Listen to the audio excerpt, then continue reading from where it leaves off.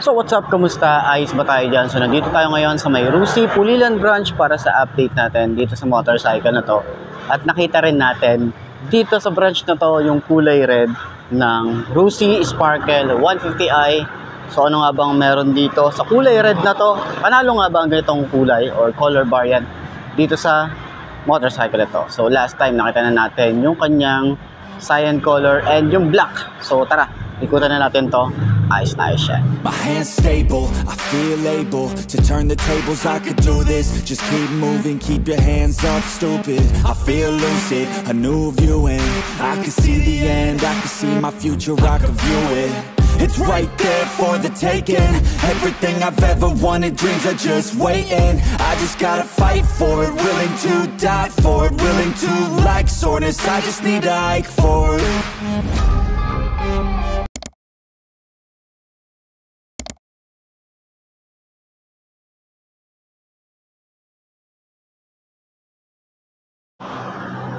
So yun na nga. Ang ingay. So yun na nga, meron tayo rito ang kulay red na Sparkle 150i, 150X, 150i. Ayan. So ikutan na natin para at least mai-share ko na sa inyo. Kompleto na siguro yung ating mga kulay na ganitong Sparkle 150i, no? Meron na tayong kulay black, gray, may gray tuloy, cyan color, and then red. Tatlo lang pala yung nilabas nila. Hindi pa ako sure kasi hindi ko pa nakikita sa iba, no? So kung meron man, share pa rin natin, okay? So ikutan na natin itong motorcycle na to. Ay, shen.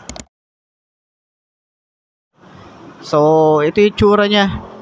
Quick lang naman, no? Papakita ko na lang din kasi nakailang beses na rin tayo na vlog natin dito, na ikutan na natin. So yan, yung design talaga rito, tapos yung brake lock talaga dito, yung mga gusto ko rito. Siguro yung mga gusto na lang natin dito na sabihin, no, mga improvement pa. Ayan, brake lock dito, maganda yung kanyang design para sa kanyang decals dito, kulay gray, tas kulay gray din tong Sparkle. Ayan, so dito sa side meron tayong kulay gray din. Buti yung Rusi dito black, hindi yellow, 'di ba? 150i, water cooled, may design din siya rito, may gold. Then dito rin sa side, kulay gray. And then yung Sparkle na emblem, hindi siya kulay gold. Kulay gold ba to? Hindi, parang ano siya, gray, mga ganun. So, ang isa pa sa mga comment ko rito, sana dito sa mugs, 'di ba? Is ilagay nila rito yung mugs. Noon, ayun oh. Kita niyo 'yan. Ayan o. Diba? Ang ganda eh. Kung nandito siya, di panalo sana, diba? Pero yun nga, nandyan na yan, diba? Pwede naman siguro i-request kay Rusi, pwede nyo palitan ng mugs, ganyan. So, ewan, di ko alam. So, ayun na nga, yung signal light niya, nandito sa side, may park light tayo rito. Headlight niya, lahat ng ilaw nito is naka-LED. Yan, telescopic fork.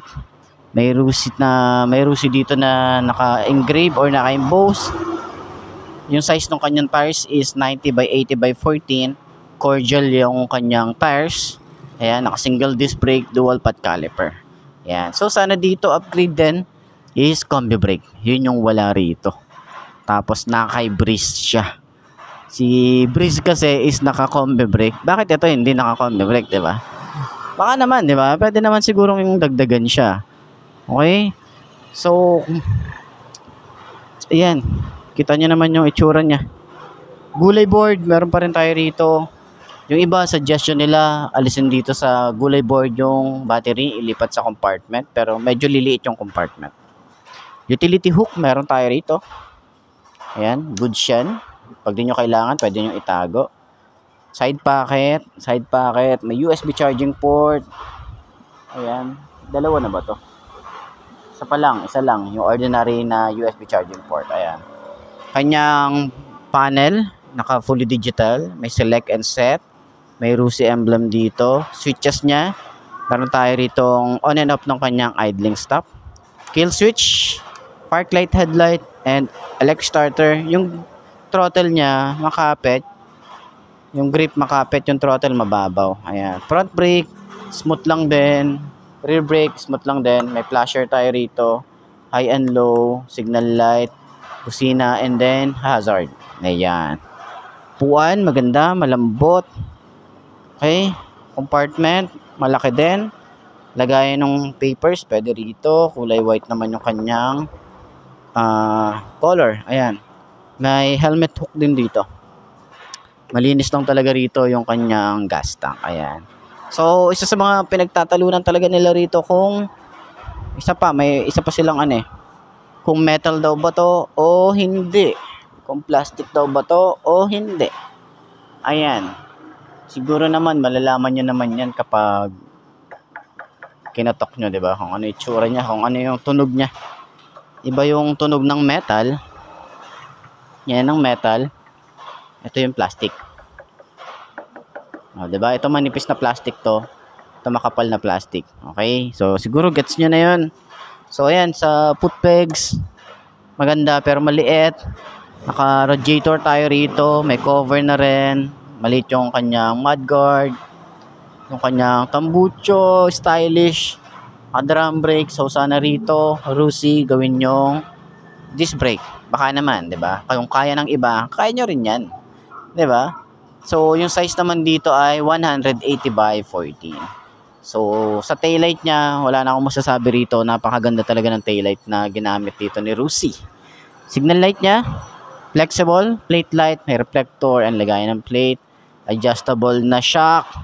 Magandang panggilid, pero wala siyang kickstart. So, sabi ng iba, mas gusto nila may kickstart. Kasi nga, pag hindi yung battery, di ba? Concern nila doon yung battery. Kapag medyo hindi na monitor, hindi talaga siya mag-i-start. Okay? Kasi nga, wala tayong kickstart dito.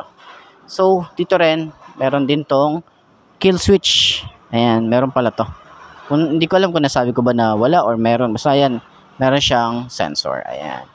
So, yun lang naman. Napaka-quick lang naman ng ating vlog para dito sa may Sparkle 150i. Puntahan nyo na lang dito sa may Rusi Pulilan branch para at least kung ito yung trip nyong motorcycle, makuha nyo na siya agad. Ayos, di ba? I'm standing up 'cause I've had enough.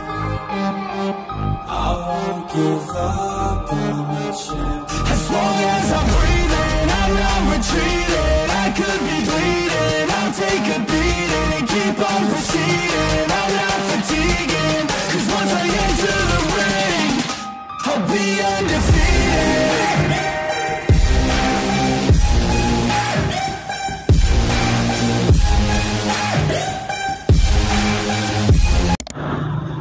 So, ayun na nga. Ngayong 2025, siguro kompleto na yung ating color variant na nakita. Meron tayong cyan color, black, and then itong kulay red. Not sure kung ano pa yung ibang kulay. Kung meron pa ba silang nilabas na kulay gray. Pero alam ko sa 125 lang yon.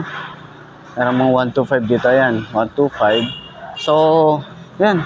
Sa tingin nyo, mas okay ba yung kulay red o kulay black?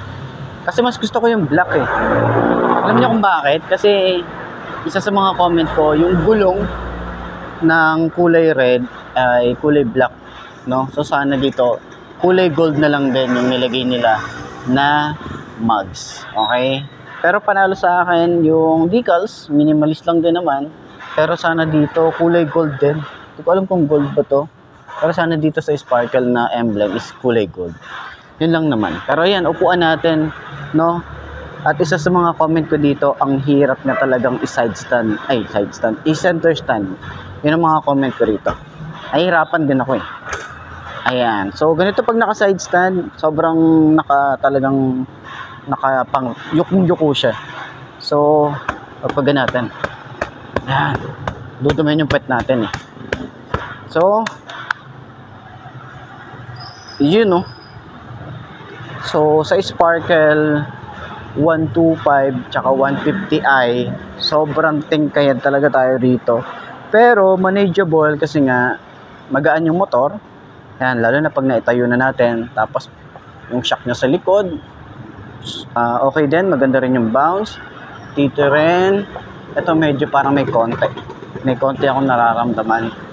So, parang medyo maluwag yung T-post niya. So, dito adjustment para dito sa motorcycle na to. Turning radius niya malawak din. Ayan oh. 'Di ba? Isa sa mga nagustuhan din natin dito, gulay board. And then meron tayong utility hook dito para sa mga gamit natin. Sa long ride, sulit 'yan. Okay? Tapos maluwag din yung ating OBR, no? Spacious din.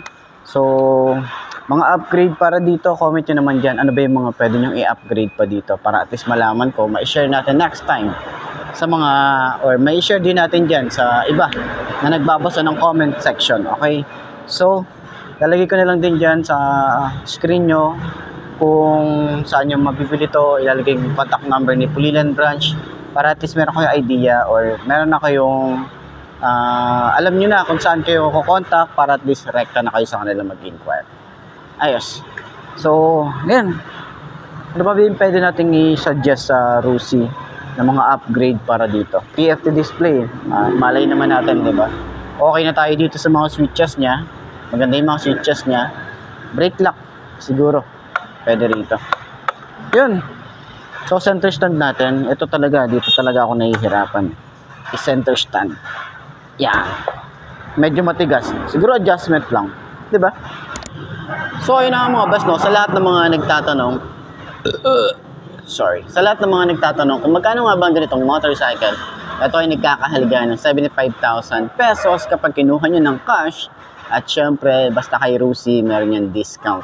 Sabot-sabot lang.